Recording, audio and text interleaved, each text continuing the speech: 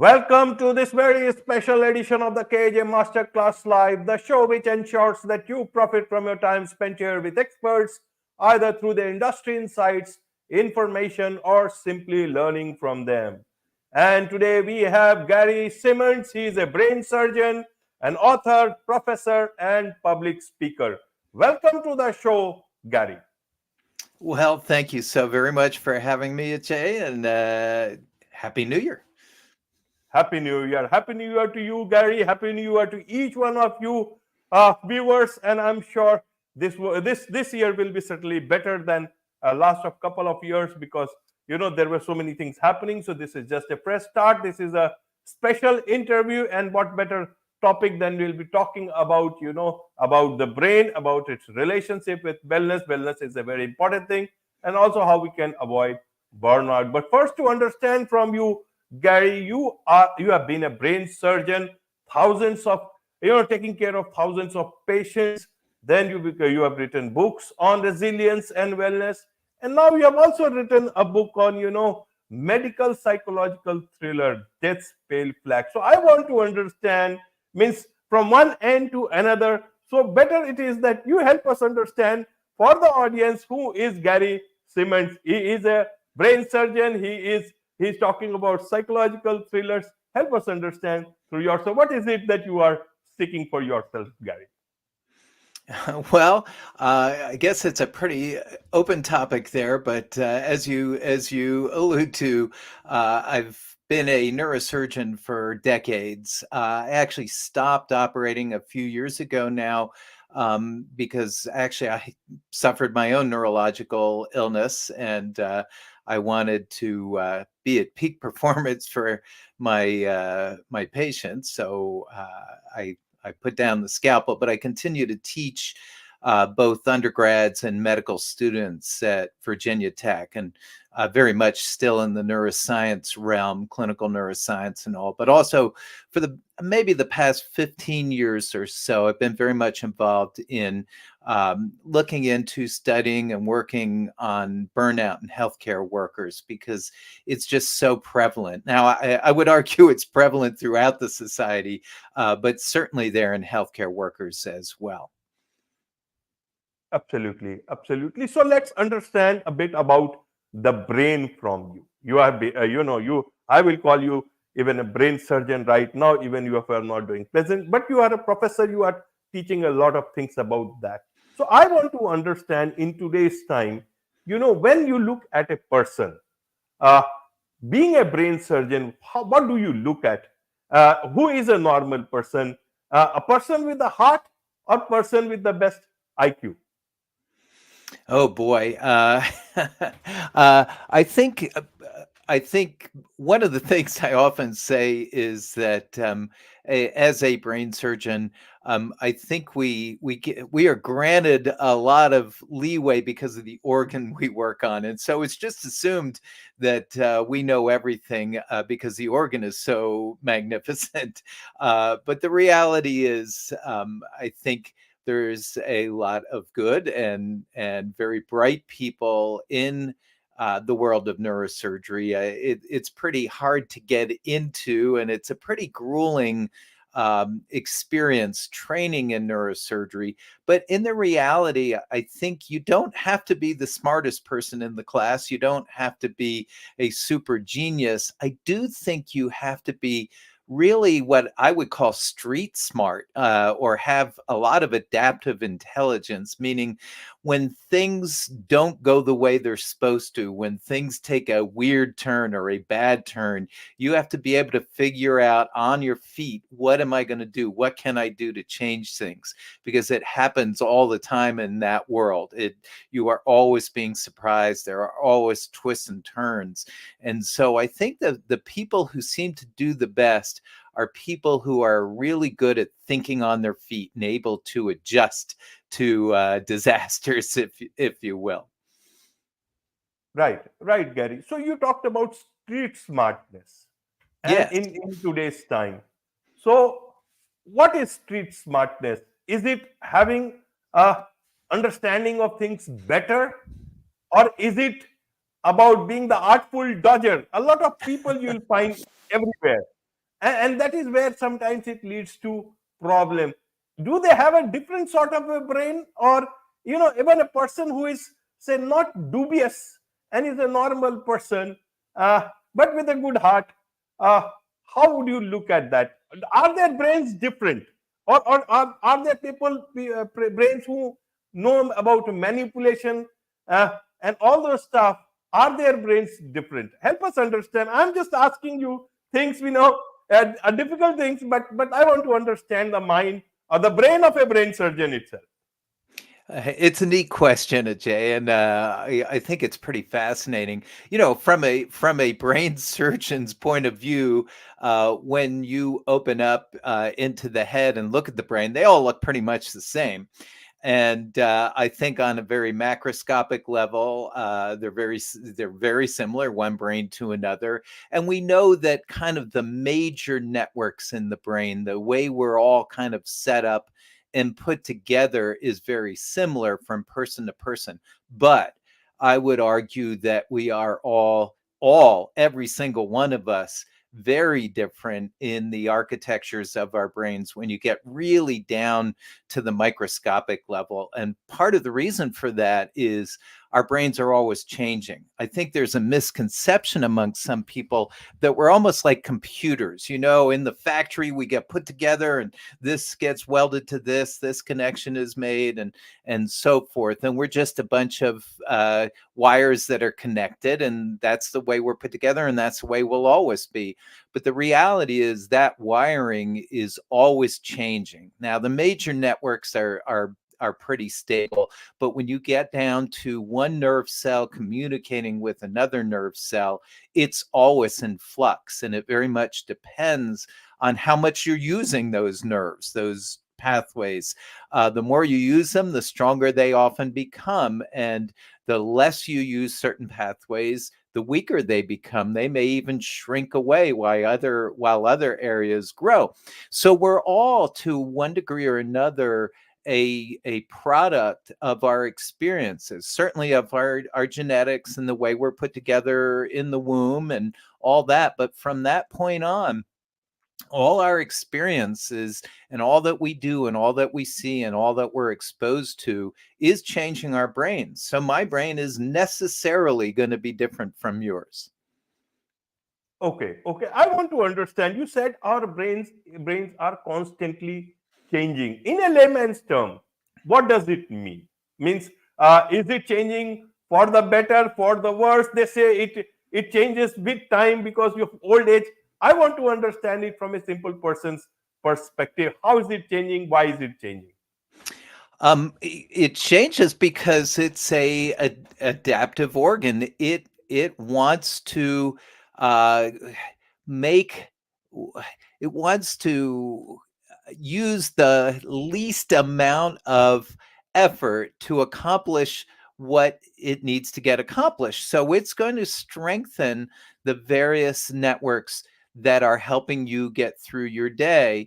But that's going to very much depend on your days. So the ways that the one nerve connects with another is very dynamic. And I guess you have to get into some neuroscience on this, but the way one nerve cell communicates with the next one is usually by releasing these packets of what we call neurotransmitters, chemicals. We've all heard of dopamine. We've all heard of maybe oxytocin or serotonin or something like that. But one nerve cell releases packets of these chemicals. Let's say it's dopamine.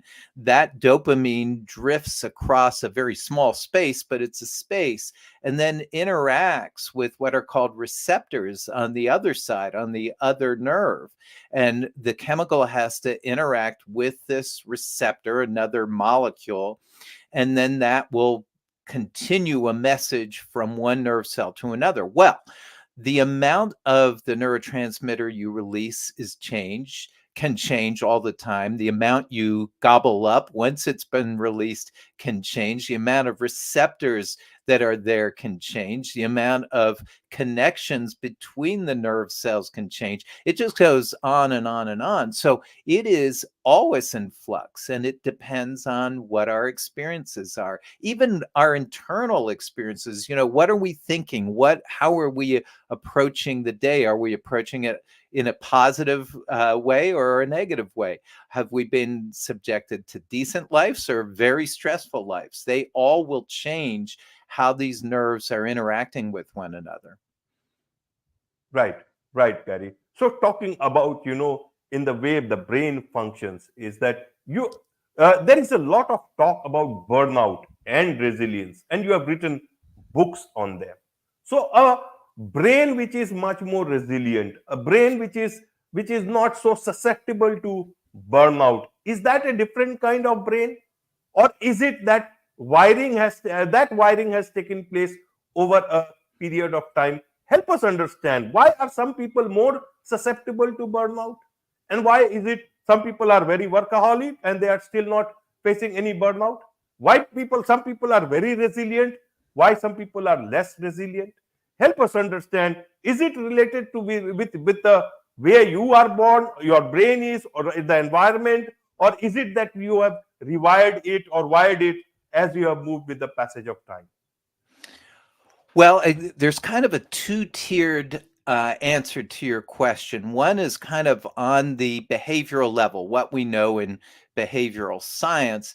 And then one would be very much on that neuroscience level, on the microscopic level. And I'm going to tell you right off the bat that the neuroscience level behind burnout is still in its infancy. We don't have a huge amount of data on burnout specifically on in the deep neurosciences, but we do have a lot on chronic stress and depression and that sort of thing, where we actually see regions of our brain decrease in the amount of function and their amount of function and the amount of connectivity. Certain areas of the brain actually deteriorate with chronic stress or big stress or post-traumatic stress and that sort of thing. Whereas other areas that are much more attuned to kind of our fight or flight behaviors, our survival behaviors become stronger. We live in a greater setting, if you will, of stress if we've been constantly exposed to it. And we can see that on the microscopic level. We can see it on even a more macroscopic level, various regions of the brain changing depending on chronic stress. And the opposite is also true with, reinforcement of positivity and certain medications will improve certain areas of the brain. So can we say that that's what's going on absolutely with burnout? No, but we certainly suspect it. On the behavioral level, we know that certain people are, more resilient kind of naturally, and some people aren't. And that probably does relate to previous experiences. And again, chronic stress is going to come into this for sure, and major stressors and that sort of thing as well. But we know behaviorally that no matter your innate resilience, you subject people to enough chronic stress, enough over demand and under support, and they are very much at risk of burnout. And we also know that if you work on various techniques, strategies, that you can build your resilience. So on a behavioral level, we know that you can tear down your resilience, and we know that you can build up your resilience. So in reality, because we can't really change the neural wiring on using surgery or anything like that, we work on the behavioral side. We work on people working on the things that will build up their resilience. Right, Gary. Right. So, for a layman or a person who is working as an employee in any company, and nowadays there is this whole talk about toxic behavior and toxic workplaces. In a place like that, a simple employee has to continue to work. So, what can they do to, to build enough resilience for themselves that they are able to take care of themselves, as well as to avoid burnout and be a simple employee, are able to do their job peacefully amidst whatever chaos that is happening. What are the few things that one can do about it? Yeah, you mentioned our books, and in the books, I mean, we come up with, I don't know, 60, 70 different strategies that people can try, because I think you make a very good point. Ideally, we would make every workplace great for building wellness and resilience, right? Every workplace would be perfect, and we all go to work happy and being better people for it. But that's not necessarily the case. And so we say, yeah, while major companies and industries and organizations, they really need to work on their employee wellness and resilience, it's not necessarily going to happen overnight. And it's really important that each individual puts effort into their own personal wellness, their own mental health, or the health of their psyche. And so there are many different ways to potentially work on it. And one of the important lessons is, what works for one person may not work for the next. So I always use the example of people are often promoting meditation and mindfulness and that sort of thing right now for building resilience. And there is very good evidence that it works very well for a lot of people. Well, it doesn't work a darn for me. I just can't do it. It just doesn't work. And so I recognize that we may suggest one thing and it doesn't work for a person. But I'll give you a couple of examples. So here's one example: would be, we say what we call a 90-10 rule. Let's say that 90% of all your stressors, 90% of everything that's tearing you down is because of other people, is something that other people are doing to you, your workplace, your coworkers, your spouse, everybody in the world is causing you trouble and stress. Well, what we suggest is taking it on and saying, okay, granted, that's the case. That's the world I live in. What's the small percent? What's the 10% or 5% or 2% that I can take care of myself, that I can go after myself and try to improve the situation, so that rather than dwell in all that what's happening to me, is there something, one piece of it that I can improve, that's going to make me feel better, that's going to make the day that much better? And we find very quickly that if people start focusing on that, they begin to realize there are many things that they can do. And they begin to see that they can help each other out, and that you get a ripple in a pond effect of positivity, of things going in the right direction, rather than just sitting there and stewing in things going in the wrong direction.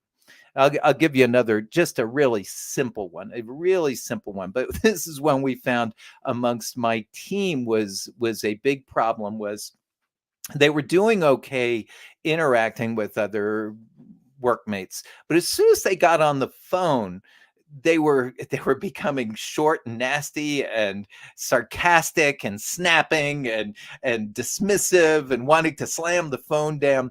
And we just did a simple exercise. We said, everyone on the team for the next few weeks needs to force a smile onto their face, literally force it when you pick up a phone. Just do it. That's going to be, mandatory for our team.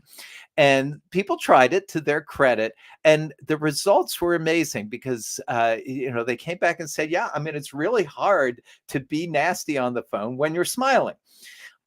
And again, this isn't going to work for everybody, and it sounds really simple, but what we found is if you try to get people to do hyper complex things, super complex, super very psychological and Freudian and that sort of thing, they're not going to do it. They're going to drop it after a day. Whereas if you ask people to do simple things, much easier to maintain. And this is another big lesson of resilience is you don't build resilience permanently through sitting through one of my lectures or having somebody bake a bunch of cookies and bringing it into work one day, or having a bunch of puppies come in and you get to pet the puppies. Yeah, you feel good for a little while, but it's not an epiphany. You don't all of a sudden say, hey, I'm resilient now, I can take on everything.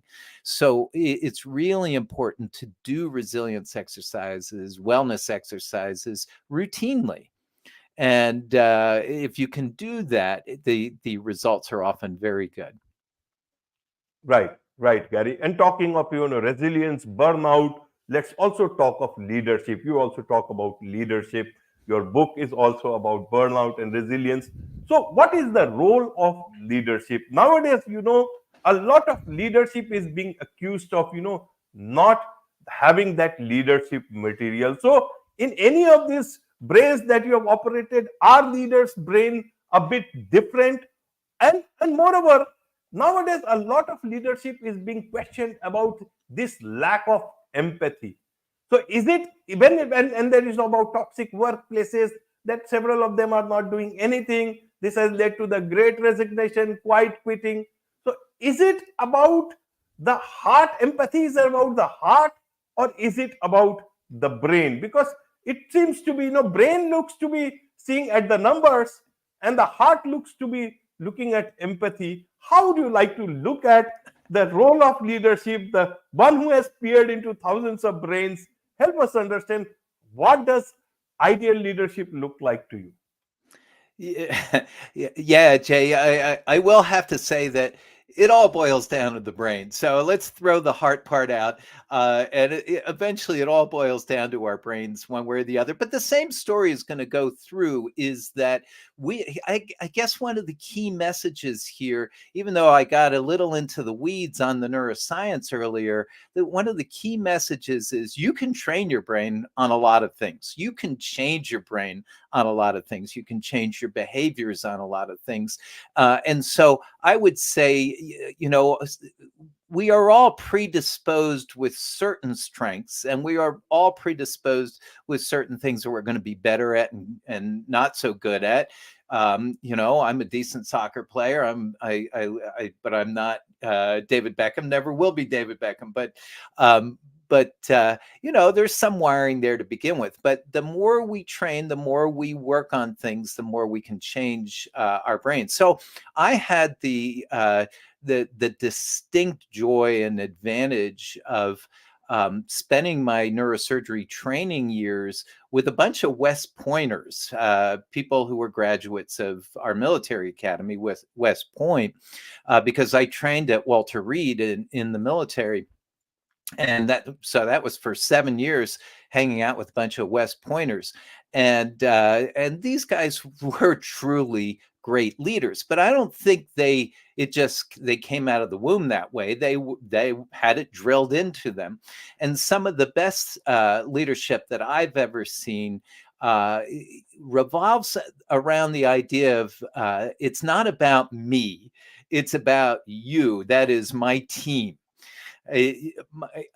We're not here to glorify me, the leader. We're here to promote you. So the best leaders I've seen are the ones who take everybody around them and promote them, meaning, try to make them the best people that they can be as well. And the more the group, the more the people succeed around you, the better you're doing anyway. So I think a great leader recognizes that the better their people are doing, the better leader they are. And I saw that in spades, and it's very inspiring. And you're right.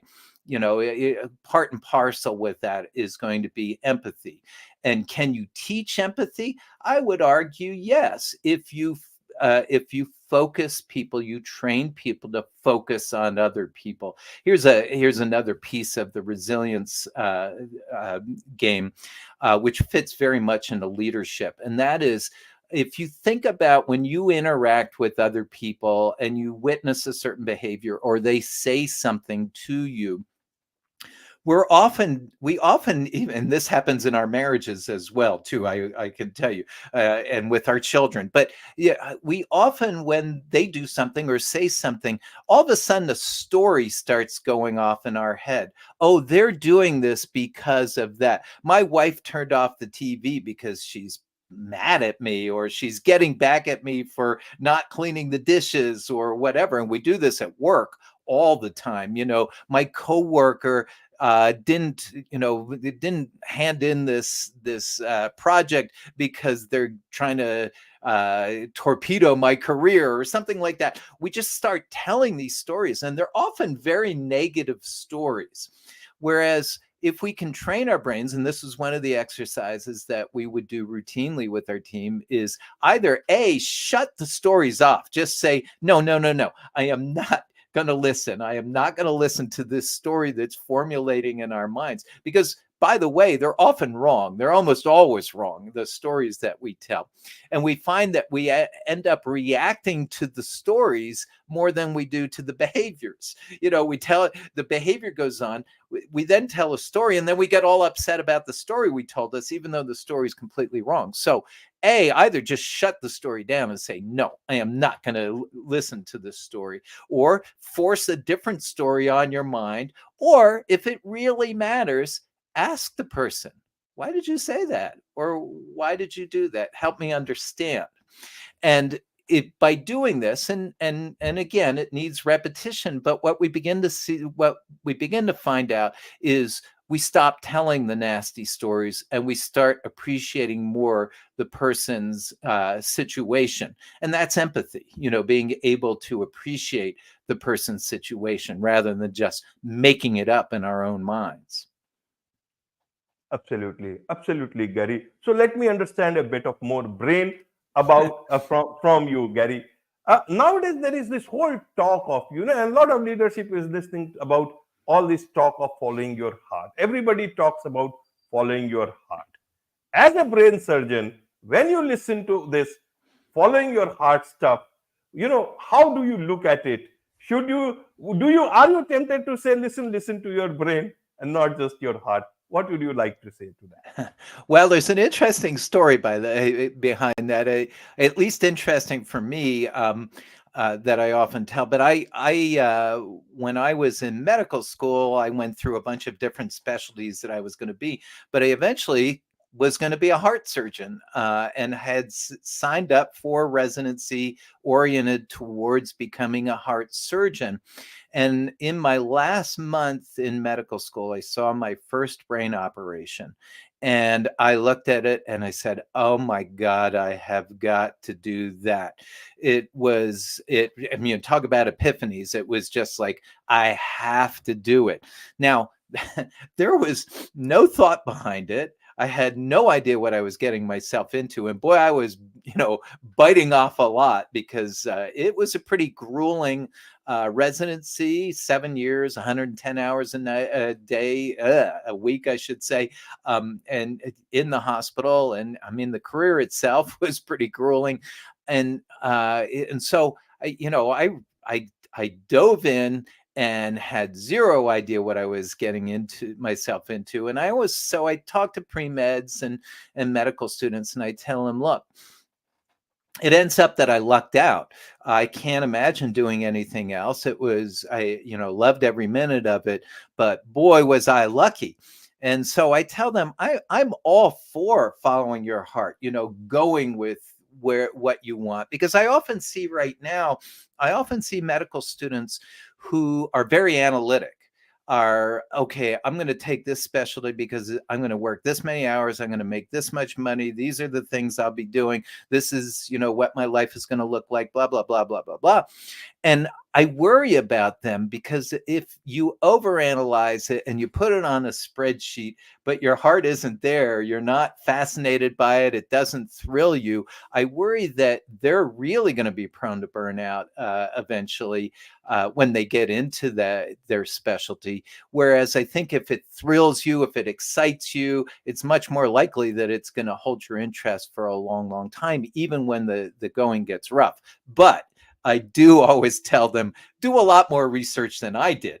At least know what you're getting yourself into, even if you are, in the end, going to follow your heart more than your analytic brain. Right, right, Gary. One last question about the brain is, which organ of the body does the brain have the closest relationship with, or is it equal with all parts of the body? Oh, geez. That's a big deal. As we were saying, everything is related to the brain. The brain is working hard all the time to make sure everything is supporting it. So one way to look at it is the brain is just a small percentage of our overall weight, of our overall body, but it demands 20% of all the blood pumped out of your heart at any one time. And if you shut off that blood supply, it only takes about 4 minutes for everything to start dying. So the brain needs oxygen, and it needs sugar, it needs glucose nonstop. It has to have it all the time. And the brain is going all the time, whether you're asleep or not. It is firing away and demanding that oxygen, demanding that glucose, demanding the blood supply. And basically everything that we're doing, the rest of our body is doing, is pretty much supporting the brain staying alive. So it would be hard for me to say there is one organ that it's intimately related to and not another, because it all goes in to keeping it going. Obviously, the heart and lungs are probably the most immediate concern. Right, right. So is brain a very good organ, or is it a very practical organ? Why I ask this is that a lot of times people say, that listen, he spoke from his heart. I was able to speak my heart out. And then somebody says, I gave him a piece of my mind. So sometimes, so how does that work? How should we look at brain? Is it a very practical thing that God has given me? Heart can sometimes meander and take you somewhere else. Help us understand that. Well, again, I think it's all the brain ultimately, because even when we say it's from our heart, it's because it kind of feels that way. But the reality is it's all going on up here. I think your question is really interesting and kind of deeply philosophic when you start digging into it. Is it ultimately a pragmatist, a pragmatic organ that all it thinks about is, keeping itself going and maybe reproducing and having other brains out there? I don't know, but boy, for it becomes hard to explain Shakespeare then, and explain Beethoven, and it's an organ that is capable of just soaring, art and emotion and kindness and empathy and caring. So amongst its detractors for it being selfish and at times obviously very nasty as well, it is very much responsible for everything that's good on earth and everything that is kind and beautiful that at least humans are producing. So I think it's pretty magical ultimately in what it does and what is capable of, and hopefully we can encourage more of that wonderful stuff as opposed to all the hatred and war and that sort of thing. Absolutely, absolutely. So now moving on to the brain, let's move on, to your next book, to the newest book, Death's Pale Flag. You have talked about keeping people alive, working on their surgeries, so doing a lot of talk about, less about death, more about living. Here you are talking about in your book, Death's Pale Flag. Why that name? Why this book? Why a medical psychological thriller, with a paranormal twist? Help us understand. Who is Gary Simonds here when he's writing this book? Well, thank you very much for asking. It is. I wanted to write a book about the neurosurgical world, the modern neurosurgical world, because I don't think a lot of people really know what goes on behind the curtains, if you will, and how people end up there and what happens and the effect it has on the patients themselves, on the families of the patients, and on their caregivers. It's a very high intensity, fraught world. There's a lot of death and dying, a lot of tragedy, a lot of the entire human experience wrapped up in it. And I always wanted to write a book about it. And originally it was going to be nonfiction. And then I just thought that's too didactic. It's kind of, people may see it almost like a book report or it being boring. So I wanted to make it into fiction. And I played with several ideas, but I started thinking about just that fact that I've spent so many decades on that borderline between life and death. Literally every day, people are dying around me. Hopefully, we're pulling people back. In the book, I described it as a bridge between life and death. And, people in my business seem to be on that bridge all the time, watching people go across, hopefully trying to pull people back. So I played with the idea that if there are indeed ghosts, maybe the people that they might reach out to, maybe tap on the shoulder, are people who hang out on that bridge. They're just the closest people that the ghosts can get to. So if the ghosts are trying to get the other way across the bridge, they're going to stumble in to a brain surgeon.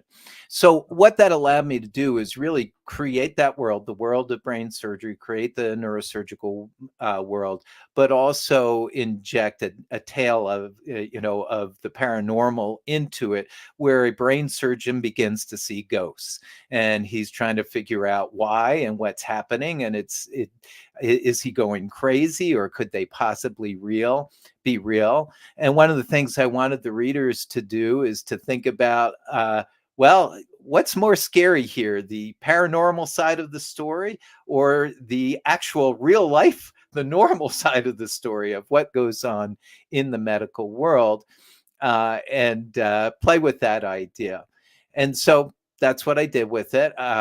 I had a huge amount of fun writing it. It's really, after years of writing a lot of nonfiction, because that's all you do in medicine is write nonfiction, being liberated to write anything and create anything and have anything happen was a blast.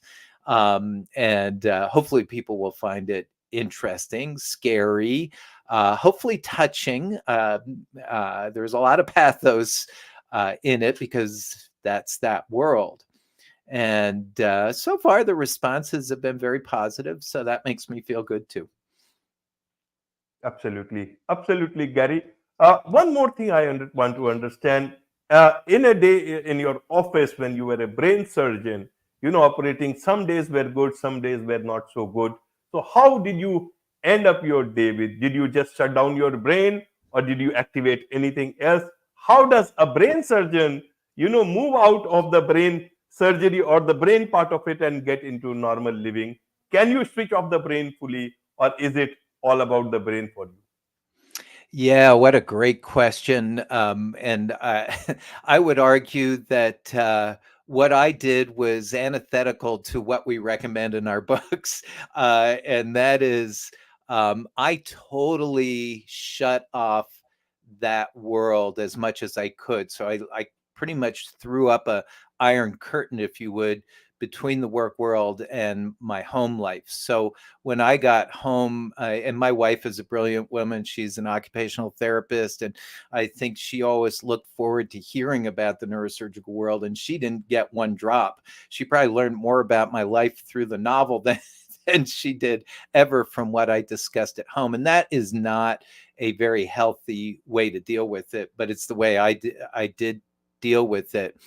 And just went the distraction route, and that is play with my kids, watch stupid movies, silly movies. I could never watch anything that was serious, intense, or sad. So everything for me was explosions and Arnold Schwarzenegger and that sort of thing, as I think a real escapism. But the reality is, as soon as I would shut off the movie and lay my head down on the pillow, the work world would come rushing in. I would see operations in the back of my eyes. I could literally see the operation going on. I could hear conversations. I might ruminate about decisions that were made during the day. So it was very intrusive. It would come pouring back in the minute I wasn't blocking it. None of that is healthy. So not the way I recommend doing it, but it is the way I did it.